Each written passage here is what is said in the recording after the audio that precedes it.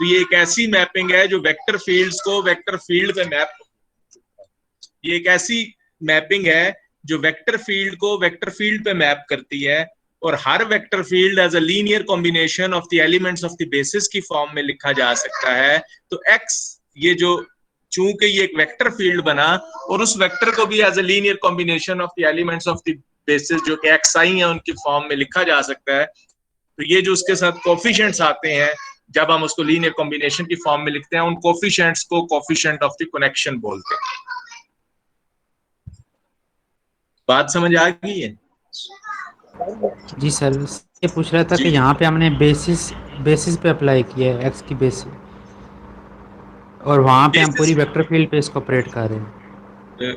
देखे ना, यहाँ पे हमने हमने तो ये डिफाइन किया, वहां पे भी हमने उसको कहा है कि किसी वेक्टर फील्ड पे ऑपरेट हो रहा है ना, वहां भी तो वेक्टर फील्ड पे ऑपरेट हो रहा है। उस वेक्टर फील्ड को सिर्फ हमने एक्सप्रेस किया as a linear combination of the elements of the basis. हुआ तो वेक्टर फील्ड के ऊपर ऑपरेट, वाई जो है ना वेक्टर फील्ड है जिसके ऊपर ऑपरेट हुआ है। जी सर, मैं ये पूछ रहा हूँ कि सर हम अगर हम बेसिस एलिमेंट पे ऑपरेट करते हैं तो वो सिर्फ जिस तरह हमने डिफाइन किया ये है वैसे देखो, आता है, लेकिन बेसिस जब हम एलिमेंट भी तो एक वेक्टर फील्ड है ना बजाते खुद। आगे हम इसको टेंसर फील्ड पे भी ऑपरेट करेंगे, आगे हम तो टेंसर फील्ड का भी डेरिवेटिव लेंगे। अभी तो हमने वेक्टर फील्ड के लिए इसको लर्न किया ना, तो टेंसर फील्ड के तो ऊपर आर इंडिसेस हो, नीचे एस इंडिसेस हो, हम R S type of tensor field पे भी इसको ऑपरेट करेंगे। जी सर। जी ठीक है। Any other question?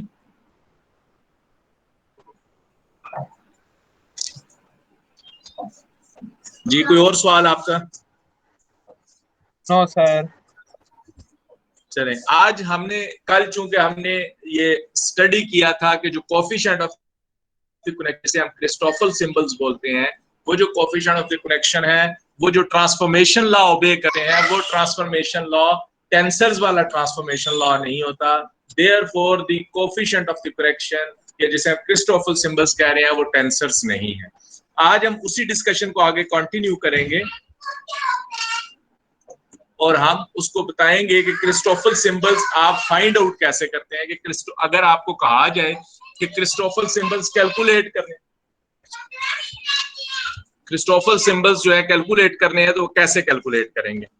तो in terms of the coordinate vector fields, क्योंकि हमने लास्ट टाइम कल ये पढ़ा था कि जब डी एक्स आई एक्स जे पे ऑपरेट होता है, लास्ट लेक्चर में मैं खोल के भी दिखा देता हूं आपको, कि जो हमने आखिरी बात पढ़ी थी वो ये पढ़ी थी कि जब डी एक्स आई एक्स जे पे ऑपरेट होता है तो गैमा के जे आई एक्स के बनता है। क्योंकि हमने कहा था कि अगर हम एक ही ले लें, आइडेंटिटी मैप ले लेंगे, तो जो जेड अल्फाज हैं वो भी एक्स बन जाएंगे, जो जेड अल्फा है वो भी एक्स आई एक्स जे बन जाएंगे, और एक्स आई एक्स जे तो बजाते खुद एक्स आई एक्स जे ही है। तो डी एक्स आई जब एक्स जे पे ऑपरेट होगा तो गैमा के जे आई एक्स के बन जाएगा। अब चूंकि ये वेक्टर फील्ड्स हैं, हमें ये पता है कि जो पार्शियल डेरिवेटिव्स हैं, जिस तरह पार्शियल आई है या पार्शियल जे है या पार्शियल के है, वो भी कोऑर्डिनेट वेक्टर फील्ड्स कहलाते हैं। वो भी वेक्टर फील्ड्स हैं लेकिन कोऑर्डिनेट की रिस्पेक्ट से हैं, कि पहले कोऑर्डिनेट के लिए पार्शियल पे पार्शियल x1, दूसरे कोऑर्डिनेट के लिए पार्शियल पे partial x2 and so on. तो अगर हम इस x i x j और x k की जगह कोऑर्डिनेट वेक्टर फील्ड इस्तेमाल कर लें पार्शियल डेरिवेटिव्स, तो d पार्शियल i यानी कि x i की जगह पार्शियल i लिखें और वो x j पार्शियल j पे ऑपरेट हो, तो जो डेफिनेशन हमने पढ़ी हुई है इसकी, तो ये आ जाएगा gamma k j i partial के, और पार्शियल के हमने एक्स के की जगह पे यूटिलाइज किया। कहने का मतलब ये है कि हमने स्पेसिफिक वेक्टर फील्ड्स जो कि कोऑर्डिनेट वेक्टर फील्ड्स हैं उनके ऊपर इस रिलेशन को अप्लाई किया। आल्सो वी डिफाइन, और हमने मीट्रिक डिफाइन किया हुआ था inner product of the partial i and partial j. हम कहते हैं कि जी आई जे जो दो इंडिसेस है, 0 2 टाइप का टेंसर फील्ड है, वो डिफाइन होता है inner product of the two coordinate vector fields partial i and partial j, where Gij is the metric tensor. Now consider कि ये जो Gij है या Gjm है, तो हम पार्शियल जे पार्शियल एम इनर प्रोडक्ट के ऊपर d पार्शियल आई ऑपरेट करते हैं। तो d पार्शियल आई चूंकि एक डेरिवेटिव ऑपरेटर है, ये दो फंक्शंस पे ऑपरेट हो रहा है, दो फंक्शंस पे ऑपरेट हो रहा है, दो फंक्शंस पे ऑपरेट हो रहा है। तो ये पहले पहले ये फर्स्ट पे ऑपरेट होगा, दूसरा as it is plus first as it is दूसरे पे ऑपरेट होगा। तो ये हमने डी पार्शियल आई को पार्शियल जे कामा पार्शियल एम पे ऑपरेट किया, तो ये मेरे पास आ गया डी पार्शियल आई पार्शियल जे कामा पार्शियल एम प्लस पार्शियल जे कामा डी पार्शियल आई पार्शियल एम। अब ये जो डी पार्शियल आई पार्शियल जे बनता है, इस पे हम ये वाली डेफिनेशन अप्लाई करेंगे जो ये ऊपर लिखी हुई है डी पार्शियल आई पार्शियल जे वाली। सिमिलरली डी पार्शियल आई पार्शियल एम जो बनता है उस पे भी हम ये डेफिनेशन अप्लाई करेंगे by using a dummy variable जो कि के इस केस में हमने यूटिलाइज किया। तो डी पार्शियल आई ये जो चीज है इनर प्रोडक्ट पार्शियल जे पार्शियल एम, ये जी जे एम बन जाएगा। जब हम इस पे ऑपरेट करेंगे राइट साइड पे ये बनता है gamma k j i partial k comma partial m by this definition plus partial j comma gamma k m i partial k. चूंकि गैमास कोफिशिएंट है और इनर प्रोडक्ट एक वेक्टर स्पेस होती है, लीनियर स्पेस होती है, तो वो लीनियर ऑपरेटर की तरह बिहेव करती है, तो कोफिशिएंट जो है वो बाहर आ जाएंगे। तो गैमा के जे आई यहाँ से बाहर आ जाएगा प्लस गैमा के एम आई भी बाहर आ जाएगा, और ये चीज ये पार्शियल के पार्शियल एम जो है जी के एम बन जाएगा और पार्शियल के जी जे के बन जाएगा। तो ये मेरे पास एक इक्वेशन बनी। सर ये जी जे एम कैसे बन गया सर? देखें ये डेफिनेशन है ना, ये ऊपर डेफिनेशन है कि पार्शियल आई पार्शियल जे होगा तो जी आई जे होगा, अगर पार्शियल जे पार्शियल एम होगा तो जी जे एम होगा। ये इस डेफिनेशन ये डेफिनेशन है जी आई जे की, ठीक है। तो यहाँ पे जी आई जे भी वेक्टर फील्ड होगा, फिर coordinate vector field ji sir, ji i J coordinate vector field होगा। जी i J coordinate vector field नहीं है, जी आई जे तो मीट्रिक टेंसर है, ये टेंसर फील्ड है ऑफ टाइप 0-2। ये आगे हम बनाएंगे भी, अभी थोड़ी देर बाद एक एग्जांपल करेंगे, आपको समझ भी आ जाएगी। तो पार्शियल आई जी क्रिस्टोफर सिंबल सामने कहा था ये टेंसर नहीं है, लेकिन हम यहाँ पे टेंसर्स को क्यों यूज कर रहे हैं फिर?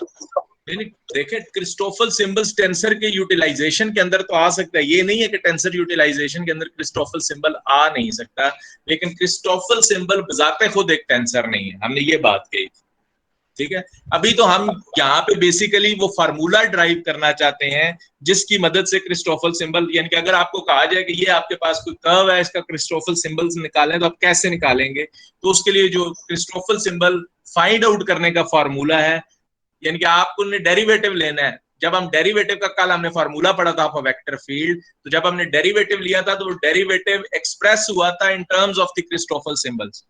तो जब अगर हम एक्चुअली किसी चीज का डेरिवेटिव लेंगे तो हमें क्रिस्टोफल सिंबल्स भी तो चाहिए होंगे, तो क्रिस्टोफल सिंबल्स निकालने का क्या फार्मूला है वो ड्राइव करने चाह रहे हैं। दूसरी चीज जो लेफ्ट साइड पे थी कि डी पार्शियल आई जी जे एम, अब मैंने कहा था जब भी कोई, चूंकि ये कंपोनेंट है और कंपोनेंट एक स्केलर क्वांटिटी होती है, जब भी किसी स्केलर पे ये ऑपरेट होता है तो ये पार्शियल आई डायरेक्ट वेक्टर फील्ड ऑपरेट हो जाता है, तो ये पार्शियल आई जी जे एम हो जाएगा। पार्शियल आई जी जे एम को हम जी जे एम कॉमा आई लिखेंगे, तो कॉमा का मतलब होगा पार्शियल डेरिवेटिव। जब भी हम कॉमा के बाद कोई इंडेक्स लगाएंगे तो उसका मतलब होगा हमने पार्शियल डेरिवेटिव लिया है। Here we have written partial derivative with comma, ठीक है। तो जब हम पार्शियल डेरिवेटिव विद रिस्पेक्ट को कॉमा लिखा तो ये जी जे एम कॉमा आई बन गया। अब ये इक्वेशन 1 एक मेरे पास आई है, इसमें जी जे एम कॉमा आई जो है वो इस एक्सप्रेशन के बराबर है जो राइट साइड पे लिखा हुआ है। अगर मैं इसको साइकिल में इंटरचेंज करूं, साइकिल का मतलब है कि आई की जगह जे कर दूं, जे की जगह एम कर दूं, एम की जगह आई कर दूं, एक साइकिल के अंदर जिस तरह 1 2 3 को ना 2 3 1 कर दूं, यानी कि एक स्टेप आगे से शुरू कर दूं, आई जे के को जे के आई कर दूं, तो इस तरह साइकिल में इंटरचेंज करूं तो ये मेरे पास बन जाता है जी एम आई कॉमा जे। मैंने आई की जगह जे किया, एम की जगह आई किया और आई की जगह एम किया, तो ये मेरे पास बन गया जी एम आई कॉमा जे। इसी तरह राइट साइड पे भी चेंजेस होंगी, तो राइट साइड पे आ जाएगा गैमा के एम जे जी के आई प्लस गैमा के आई जे जी एम के। ये एक दफा साइकिल रोटेशन की, चूंकि ये 3 इंडेक्सेस हैं तो मुझे 3 दफा साइकिल रोटेशन करनी पड़ेगी, 2 दफा करनी पड़ेगी तो 3 एक्सप्रेशंस पूरे हो जाएंगे। पहली इक्वेशन ये थी, एक साइक्लिक रोटेशन के बाद ये इक्वेशन नंबर 2 आ गई। दूसरी साइक्लिक रोटेशन के बाद कि मैं जे की जगह m की जगह i लिखूं, i की जगह j लिखूं, j की जगह m लिखूं, तो ये जी i j comma m gamma k i M G के जे प्लस गैमा के जे एम जी आई के आपके पास आ जाता है। दूसरी इंपॉर्टेंट चीज है कि जो मीट्रिक टेंसर होता है वो हमेशा सिमेट्रिक होता है, यानी कि मैं जी आई जे लिखूं या जी जे आई लिखूं एक ही बात है, नंबर वन। और जो ये क्रिस्टोफल सिंबल्स हैं जिन्हें हम गैमा कह रहे हैं, ये भी लोअर इंडेक्स में सिमेट्रिक होते हैं। क्या आप गैमा के आई एम लिखें या गैमा के एम आई लिखें एक ही बात है। अब हमारे पास ये तीन इक्वेशंस आ गई, हम अगर इसको ऐड करें, एडिंग 1 and 3, पहली और तीसरी इक्वेशन को ऐड करें तो g j m comma i plus g i j comma m left side add हो गई, इसी तरह राइट साइड ऐड हो गई, तो राइट साइड पे टर्म्स आ गई। अब अगर आप राइट साइड को गौर से देखें तो इसके अंदर जो टर्म है के एम आई वाली, ये देखें, ये दूसरी टर्म है गैमा के एम आई जी जे के, और तीसरी टर्म है plus gamma k i M G के। मैंने अभी बताया है कि जी के जे को जी जे के लिख सकते हैं, तो मैंने इस जी के जे को जी जे के लिख दिया। अगले स्टेप में गैमा के आई एम को गैमा के एम आई लिख सकते हैं, क्योंकि दोनों सिमेट्रिक हैं। जी आई जे भी एक सिमेट्रिक टेंसर है और गैमा भी अपनी लोअर इंडिसेस में सिमेट्रिक होता है, उसको आगे पीछे करने से कोई फर्क नहीं पड़ता। तो ये जो है ये दोनों एक एक्सप्रेशन बन गए, तो ये 2 टाइम्स हो जाएगा। तो आपके पास आ गया 2 टाइम्स गैमा के एम आई जी जे के प्लस गैमा के जे आई जी के एम प्लस गैमा के जे एम जी आई के। ये इक्वेशन 4 आपके पास आ गई, where we have used gamma k m i is equal to gamma k i m and g i j is equal to g j i. ये जो equation 4 है इसमें से 2 को सब्ट्रैक्ट कर दें, subtracting equation 2 from equation 4 we get, तो हमारे पास आ जाएगा जी जे k gamma k m g j m comma i plus g i j comma m minus g m i comma g m की इक्वेशन 2 को इसमें से सब्ट्रैक्ट कर रहे हैं, तो राइट साइड पे बच जाएगा 2 गैमा के एम आई जी जे के प्लस के जे आई जी के एम प्लस गैमा के जे एम जी आई के। अब इसमें भी आप देखें कि एक 2 टर्म्स प्लस के साथ हैं, 2 माइनस के साथ हैं। आप इस टर्म को देखें, जो थर्ड और फोर्थ टर्म है गैमा के जी एम जी आई के और गैमा के एम जे जी के आई, ये दोनों भी एक ही टर्म है, क्योंकि जी आई के जी के आई लिखा जा सकता है, के जे एम के एम जे लिखा जा सकता है, तो ये एक दूसरे के साथ कैंसिल आउट हो जाएंगी। सिमिलरली ये भी कैंसिल आउट हो जाएंगी, तो हमारे पास जो एक्सप्रेशन बचेगा वो बचेगा जी जे k gamma k m i is equal to 1/2 g j m comma i plus g i j comma m minus g m i comma J.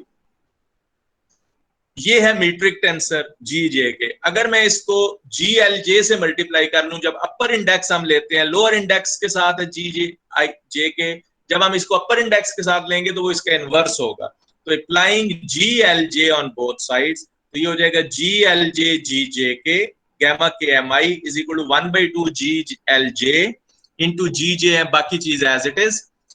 Left side पे ये 2 इंडिसेस सेम है, ये चूंकि एक दूसरे के इनवर्सेस हैं, तो इनवर्स एक मैट्रिक्स जब अपने अप्लाई होता है तो आइडेंटिटी मैट्रिक्स आता है, यानी कि क्रोनिकल डेल्टा आएगा, तो ये हो जाएगा डेल्टा एल के गैमा के एम आई। और डेल्टा की प्रॉपर्टी ये है कि डेल्टा जो है इंडेक्स रिप्लेस कर देता है, तो ये के इंडेक्स को एल से रिप्लेस कर देगा क्योंकि के डमी इंडेक्स है।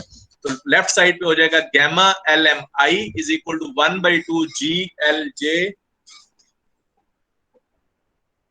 जी j m comma i plus g j i comma m minus g m i comma j. तो ये जो एक्सप्रेशन मैंने इसको बॉक्स के अंदर लिखा है, this is the expression for the Christoffel symbols. जब भी आपको क्रिस्टोफल सिंबल्स निकालने होंगे तो आप इस फार्मूले को यूटिलाइज करेंगे। और इस फार्मूले की राइट साइड पे क्या चीज इस्तेमाल हो रही है, वो इस्तेमाल हो रही है मीट्रिक टेंसर और उसका इनवर्स।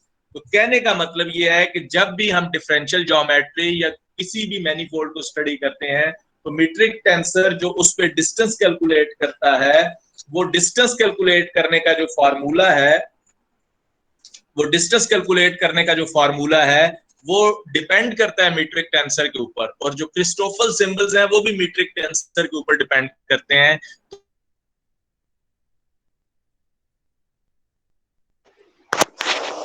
करना सर आवाज कट गई। जी मैं ये कह रहा था, अब आ रही है? जी सर। तो मैं ये कह रहा था कि मीट्रिक टेंसर एक फंडामेंटल चीज है जिससे बाकी सारी चीजें निकलती हैं। तो हमने अभी देखा कि जो क्रिस्टोफल सिंबल्स हैं उसका जो फार्मूला है वो भी डिपेंड कर रहा है मीट्रिक टेंसर के ऊपर। आगे हम एक एग्जांपल करेंगे। इसको याद रखने का सर आवाज फिर कट गई।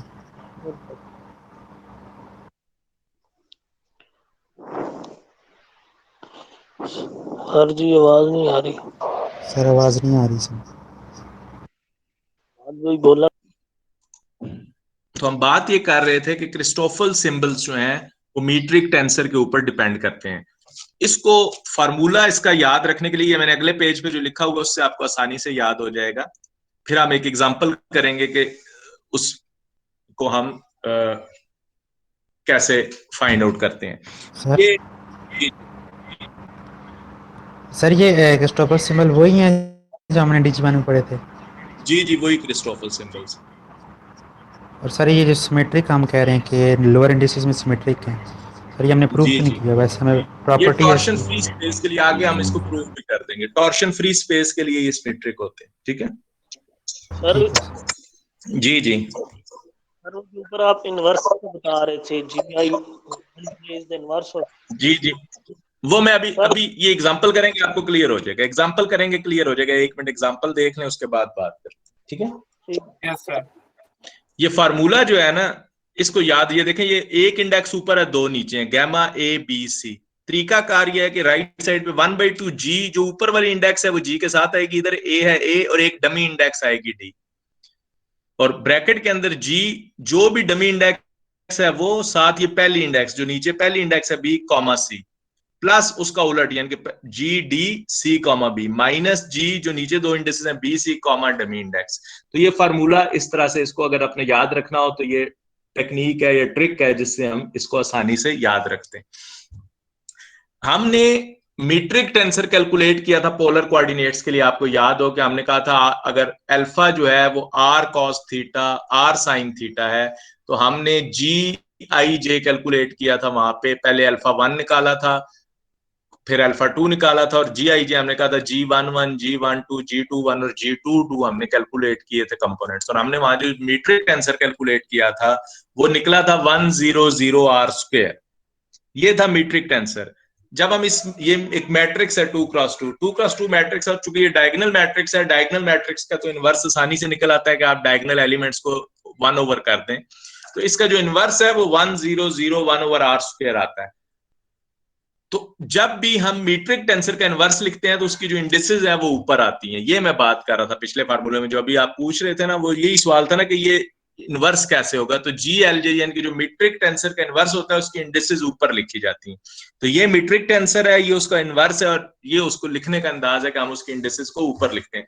कंपोनेंट्स इसके भी 4 ही होंगे, G11 G12 G21 G22 2D space के लिए, क्योंकि ये 2D स्पेस है इसमें 2 ही कोऑर्डिनेट्स है। अगर 3D स्पेस होगी तो 9 कंपोनेंट्स हो जाएंगे। ठीक है, और अगर क्या उसे कहते हैं 4D स्पेस हो जाएगी तो 4x4 मैट्रिक्स 16 कंपोनेंट्स हो जाएंगे। तो चूंकि मीट्रिक टेंसर हमें पता है, उसका इनवर्स भी पता है, तो इस फार्मूले के अंदर हमने कंपोनेंट्स निकालने, और हमें पता है कि 2D स्पेस के अंदर इसके कंपोनेंट्स कितने बनेंगे। चूंकि 3 इंडिसेस हैं तो 3 इंडिसेस का मतलब होता है 2 पावर 3। 2 पावर 3 का मतलब है 2 into 2 विच इज 8। तो इसके जो कंपोनेंट्स बनते हैं वो बनेंगे 8 कंपोनेंट्स बनेंगे इसके, जो मैं गिनवा भी देता हूं 111 112 121 122 112 122 1 और 222। ये 8 कंपोनेंट्स बनते हैं। हम 1 by 1 सबको कैलकुलेट करेंगे, 1 by 1 सबको कैलकुलेट करेंगे। तो गैमा 111 जो है, आपने इसका मतलब है कि ए की वैल्यू, ए की भी 1 है, बी भी 1 है, सी भी 1 है। तो इस फार्मूले के अंदर ए को 1 पुट करें, बी को 1 पुट करें, सी को 1 पुट करें, तो राइट साइड पे 1/2 G1D bracket GD1 1 plus GD1 1 minus G11 D। और ये जो D है ये डमी इंडेक्स है, और चूंकि D डमी इंडेक्स समेशन के लिए इस्तेमाल होती है तो इसका मतलब है ये समेशन है D वेरीज फ्रॉम 1 to 2 तक, क्योंकि 2 डायमेंशनल स्पेस है तो 1 से लेकर 2 तक वेरी होगा। तो जब इसको 1 से लेकर 2 तक वेरी करेंगे तो अब चूंकि हमने इसके कंपोनेंट्स देखने हैं तो हमें पता है कि जो नॉन जीरो कंपोनेंट्स हैं G के वो 1 1 और 2 2 है नॉन जीरो कंपोनेंट्स। और चूंकि जो ब्रैकेट के अंदर चीज लिखी हुई है इसके अंदर कॉमा लिखा हुआ है, कॉमे का मतलब होता है पार्शियल डेरिवेटिव्स। तो तो इसका मतलब है पार्शियल डेरिवेटिव्स भी लिए हुए हैं, तो जो कांस्टेंट होता है उसका तो डेरिवेटिव 0 होता है, और इसका जो एक कंपोनेंट है G11 वो कांस्टेंट है, 1 है, तो उसका डेरिवेटिव 0 होगा। सिर्फ एक ही कंपोनेंट है G22 जिसका डेरिवेटिव सर्वाइव कर सकता है, वो भी आर की रिस्पेक्ट से, थीटा की रिस्पेक्ट से, वो डेरिवेटिव भी 0 होगा। तो हम इसमें देखेंगे क्या कोई ऐसी चीज है कि जिस जो हो, डी को अगर मैं 1 रखूं तो ये G11 आता है, डी को अगर 2 रखूं तो G21 आता है, तो G21 तो खुद ही 0 है, G11 का डेरिवेटिव 0 है, तो ये सारे कैरेक्टर्स जो है वो 0 आ जाएंगे, क्योंकि मैंने यहाँ पे ये जो G1D लिखा हुआ है उलट उसका इनवर्स, G1D उस सूरत में वैलिड होता है कि D जो है डायगोनल में डायगोनल एलिमेंट, या ये G22 नॉन जीरो होगा या G11 नॉन जीरो होगा। तो अगर एक 1 लगा हुआ है तो डी दूसरा भी 1 ही होना चाहिए फॉर नॉन जीरो, तो पहले को 1 कर दें डी को, तो ये जो अंदर टर्में है ये सारी टर्में जो डेरिवेटिव है G11 कॉमा 1, तो G11 चूंकि 1 है उसका डेरिवेटिव, कॉमा 1 का मतलब है derivative with respect to r, comma 2 का मतलब होता है derivative with respect to theta, तो इसका डेरिवेटिव चूंकि ये कांस्टेंट है इसका डेरिवेटिव 0 होगा, तो ये सारे फैक्टर 0 आ जाएंगे, तो ये कंपोनेंट 0 आ गए।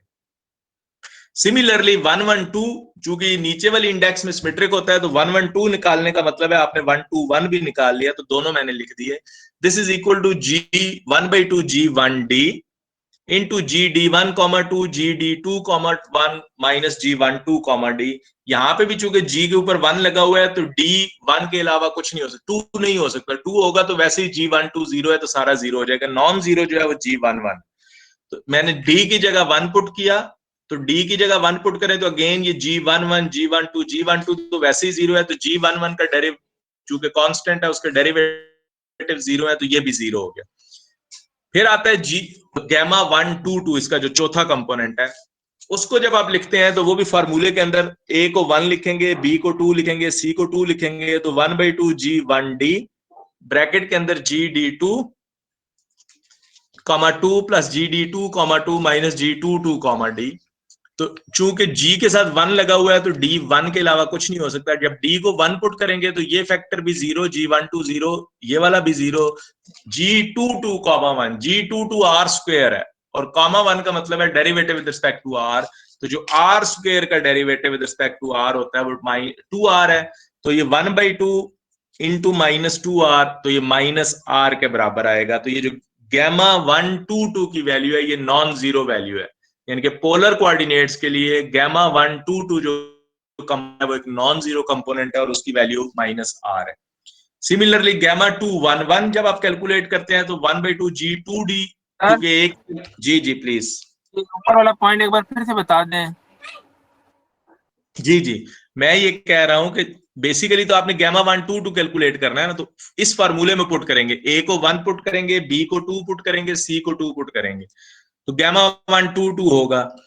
जब उसका फार्मूले में पुट करेंगे तो राइट साइड ये बनेगी, G1D का मतलब है D1 हो सकता है 2 नहीं हो सकता, क्योंकि G ऑफ डायगोनल एलिमेंट 0 है, 1 2 तो वैसे ही 0 है, अगर हम D तो इसका मतलब है वो सारे फैक्टर को 0 बना लेगा, हमें तो नॉन जीरो चाहिए। Yes sir. तो D की वैल्यू 1 पुट करेंगे तो ये G11 1 के बराबर है, लेकिन जो ब्रैकेट के अंदर टर्म है G12 0, अगला G12 भी 0, लेकिन ये जो G22 है ये R स्क्वायर के बराबर है, और इसका कॉमा 1 का मतलब है इसका डेरिवेटिव लिखा हुआ है विद रिस्पेक्ट टू R, तो R स्क्वायर का derivative with respect to R minus 2R होगा। एक 1/2 बाहर लगा हुआ है वो 2 2 से कैंसिल, नेगेटिव साइन की वजह से माइनस R इसका जवाब आएगा। तो ये जो 1 2 2 कंपोनेंट है ये नॉन जीरो कंपोनेंट है क्रिस्टोफल सिंबल का पोलर कोऑर्डिनेट्स के लिए।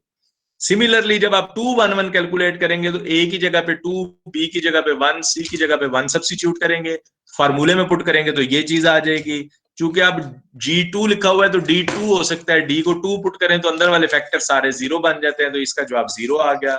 इसी तरह से 2 1 2 और 2 2 1 गैमा जो है उसको देखें तो फार्मूले में पुट करें तो यहाँ भी D को 2 पुट करना पड़ेगा, तो G22 और अगली टर्म बनती है G22 1 प्लस G21 0 G12 0, तो ये नॉन जीरो है। G22 1 अगेन जो है R स्क्वायर का डेरिवेटिव 2R, और G22 जो उसका इनवर्स है वो कंपोनेंट 1/R स्क्वायर बचता है, इसकी वैल्यू पुट की तो ये 1/R के इक्वल जवाब आता है। तो ये जो दो और नॉन जीरो कंपोनेंट्स आ गए, गैमा 2 1 2 और गैमा 2 2 1 भी नॉन जीरो होंगे। फिर अगर आप आखिरी कंपोनेंट जिसका 8वां है वो गैमा 2 2 2 है, गामा 222 को आप जब फार्मूले में सब्स्टिट्यूट करके कैलकुलेट करते हैं तो वो भी 0 आ जाता है। नेक्स्ट एक डेफिनेशन है जिसे हम जी जी सर ये हर मेट्रिक टेंसर में ऑफ डायगोनल एलिमेंट 0 होंगे या सिर्फ इस केस में? देखें, हर मीट्रिक टेंसर के लिए ऑफ डायगोनल एलिमेंट होना 0 होना जरूरी नहीं। Of diagonal element non zero भी हो सकते हैं, लेकिन जो बहुत सारी मशहूर मैट्रिक्स हैं जो यूनिवर्स को स्टडी करने के लिए इस्तेमाल होती हैं, उसमें जो मेजॉरिटी ऑफ द मैट्रिक्स हैं वो डायगोनल एलिमेंट उसके ऑफ डायगोनल एलिमेंट 0 हैं, लेकिन ऑफ डायगोनल एलिमेंट 0 होना जरूरी नहीं। ठीक है जी सर। तो सर ये क्रिस्टोफर जो बनी 8 किस तरह बनी सर, इसका बता दें सर, इस कौन से फार्मूले से सर? मैं आपको बताता हूँ। नंबर ऑफ इंडिसेस आपको पता हो ना, अगर कितनी इंडिसेस हैं इसके अंदर? 3 है सर। 3 है। तो कोई भी टेंसर उसके कंपोनेंट्स निकालने का तरीका ये होता है कि नंबर ऑफ कोऑर्डिनेट्स या स्पेस कितनी है, 2 डायमेंशनल है, 3 डायमेंशनल है, स्पेस की डायमेंशन है यहाँ पे 2 पावर नंबर ऑफ इंडिसेस, तो 2 पावर 3 8 कंपोनेंट्स बनेंगे। अगर ये 4 इंडिसेस होती तो 2 पावर 4 16 कंपोनेंट्स बनते। ठीक है, या डायमेंशन 3 डायमेंशनल होता तो 3 पावर 3 इसके कितने कंपोनेंट बन जाते हैं? 27। ठीक है, तो सर ये मतलब अभी आपने कहा 27, तो 27 के ही निकालने हैं पूरे, या इसमें हम 1 2 3 निकाल के बाकी कह दें कि एज इट इज? नहीं एज इट इज तो आपने आगे यूज करने होंगे कहीं, ये तो नहीं कि सिर्फ क्रिस्टोफल सिंबल निकालने। अभी क्रिस्टोफल सिंबल आगे जब आप डेरिवेटिव निकालेंगे वहां क्रिस्टोफल सिंबल के कंपोनेंट्स इस्तेमाल करने हैं, तो इस्तेमाल तो उसी वक्त होंगे कि जब आपको उनकी वैल्यू पता होगी। क्या ख्याल है? तो कोई शॉर्ट ट्रिक नहीं है सर जिससे डायरेक्ट निकल आए सर कुछ? कोई शॉर्ट ट्रिक नहीं है। शॉर्ट ट्रिक है कि डायगोनल एलिमेंट्स के लिए कुछ हमें पहले से पता चल जाता है कि कौन से 0 हैं। ठीक है, उसको छोड़ दें। वैसे यूजुअली लोग इसको हाथ से कैलकुलेट नहीं करते, इसके लिए कोड बनाते हैं। वो कोड भी मैं आखिरी लेक्चर में आपको दूंगा, जो क्रिस्टोफल सिंबल आपको निकाल देगा मैथमेटिका का कोड। सर यहाँ पर ऑफ डायगोनल एलिमेंट 0 लिखा हुआ है सर, इसका सर यहाँ पर ऑफ डायगोनल एलिमेंट 0 लिखा है, इसका क्या मतलब है? देखें, ये मैट्रिक्स है ना, ये मैट्रिक्स है, ये डायगोनल एलिमेंट होते हैं 1 और r स्क्वायर डायगोनल में, और ये जो बाकी दूसरे एलिमेंट हैं ये ऑफ डायगोनल, जो डायगोनल में नहीं है। डायगोनल मैट्रिक्स होता है ना, मैट्रिक्स का डायगोनल होता है। तो ऑफ डायगोनल 0 होने का मतलब ये है कि मैट्रिक्स की जो एंट्रीज हैं वो डायगोनल के लॉन्ग नॉन 0 हैं, बाकी सारी 0 हैं। ठीक है, ठीक है सर। और ये जो हम G1 2 नहीं ले रहे और किसी जगह पे G21, तो ये हम कह रहे हैं ऑब्वियस सी बात है डायगोनल 0 है ना। G12 का मतलब है ये वाला कंपोनेंट। डायगोनल में G11 और G22 होगा। G12 G21 ये ऑफ डायगोनल है, और ऑफ डायगोनल हमें पता है 0 है, पहले नजर आ रहा है ना, गिवन है 0, तो इसलिए हम उसको इग्नोर, 0 है तो हम उसको तवज्जो नहीं देते कि 0 ही है तो बस खत्म। ठीक है,